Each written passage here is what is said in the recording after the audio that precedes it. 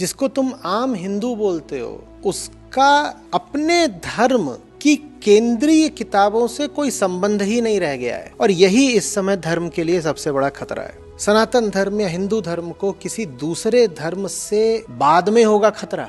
पहला खतरा उससे हिंदुओं से ही है, क्योंकि जिसको आप हिंदू बोलते हो वो नाम का हिंदू है। उससे पूछो तू कैसे है हिंदू, तो उसके पास बस एक बात होगी बोलने के लिए, मेरे माँ बाप हिंदू हैं तो मैं भी हिंदू हूँ।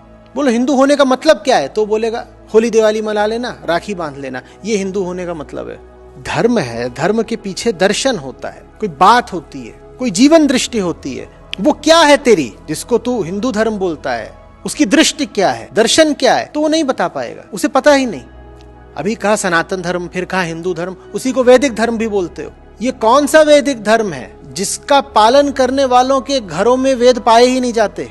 चलो पूरे वेद तुम नहीं पढ़ पाते या आवश्यक नहीं समझते, कोई बात नहीं, पर वेदों का जो उच्चतम दर्शन है वो जिन अत्यंत लघु और संक्षिप्त किताबों में मिलता है, उनको तो अपने घर ले आओ, उनको तो पढ़ लो। उनको पढ़े बिना, उनको जाने बिना तुम किस अधिकार से अपने आप को हिंदू बोलते हो? या बस ऐसे ही मैं हिंदू हूं, फिर तो कोई भी हिंदू है, कोई भी हो सकता है फिर हिंदू, लेकिन फिर उस शब्द का कोई अर्थ नहीं रह जाएगा, बहुत खोखला हो जाएगा।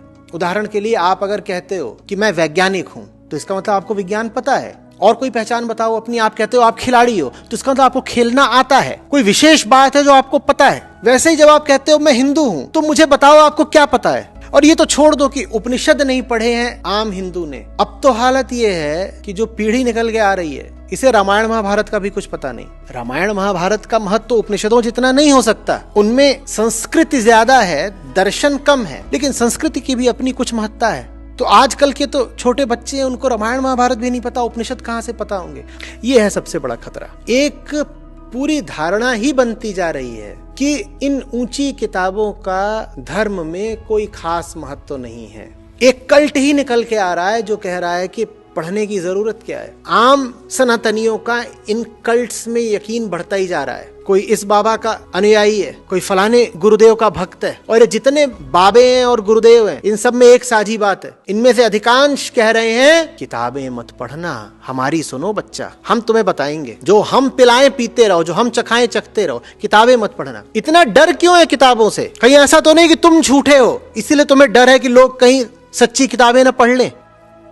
पर अनादर, गीता के प्रति अनादर, सब ग्रंथों के प्रति अनादर, और ये अनादर फैलाने में सबसे आगे हैं आजकल के जितने व्यवसायी और पेशेवर गुरु लोग हैं, क्योंकि इनका धंधा चलेगा नहीं अगर तुम्हें गीता समझ में आ गई। इतना बता ही देता हूं, ये सिर्फ उस दिन तक चल सकते हैं जिस दिन तक तुम कृष्ण से दूर हो। जिस दिन तुमको कृष्ण और अष्टावक्र समझ में आने लग गए, गुरु महाराज का धंधा तुरंत बंद हो जाएगा, क्योंकि तुम्हें दिख जाएगा कि गुरु महाराज एक नंबर के ठग हैं। होली दिवाली मनाने से या हिंदू नाम रख लेने से तुम हिंदू नहीं हो जाते। कुछ जानोगे, कुछ लिखोगे, कुछ पढ़ोगे। बाबा जी है ना, बाबा जी चरणामृत पिलाएंगे, Gurudev will tell, Gurudev himself will tell, Your Gurudev is a bloody rascal, a scoundrel. What will he tell? WhatsApp पढ़ लेंगे, पैम्फलेट पढ़ लेंगे, इरोटिका पढ़ लेंगे, पॉर्न पढ़ लेंगे, गीता नहीं पढ़ेंगे। घर घर में संतों की वाणी होनी चाहिए, कबीर साखी ग्रंथ होना चाहिए, उपनिषद संग्रह होने चाहिए, श्रीमद् भगवत गीता होनी चाहिए, अष्टावक्र गीता होनी चाहिए। तुमसे कोई नहीं कह रहा है कि तुम अंधा अनुकरण करो इन ग्रंथों का, पर कम से कम पढ़ो तो सही, वरना समझाओ कि पढ़ने में तुम्हें क्या आपत्ति है। नहीं पढ़ेंगे ही नहीं।